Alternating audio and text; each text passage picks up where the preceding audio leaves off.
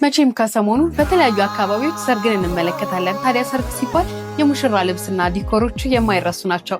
በሳምንታዊ የትርታ ጆሊ መሰናዷችን ይህንን ጉዳይ የምንመለከት ይሆናል። ጤና ይስጥልን። ከልቦ ከቀረበው ትርታ 97.6 ኤፍኤም የነገ የዕለተ ሐሙስ ሚያዝያ 29 2018 የትርታ ቁርስ መሰናዷችንን ለእናንተ ልንጠቁም ነው።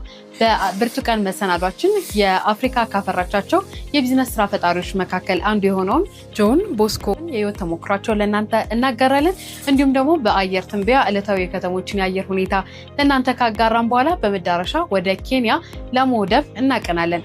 ዕለተ ሐሙስ ነው። ዳሰሳ መሰናዶም ሰዓቱን ጠብቆ ይደርሳል።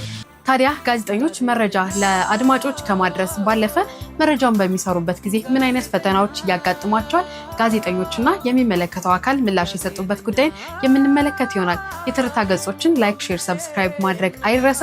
እነዚህንና ሌሎች መሰናዶችን ለማግኘት ነገ ዕለተ ሐሙስ ማለዳ ከ12 ሰዓት ከ30 ጀምሮ ትርታ 97.6 ኤፍኤም ላይ እንገናኝ።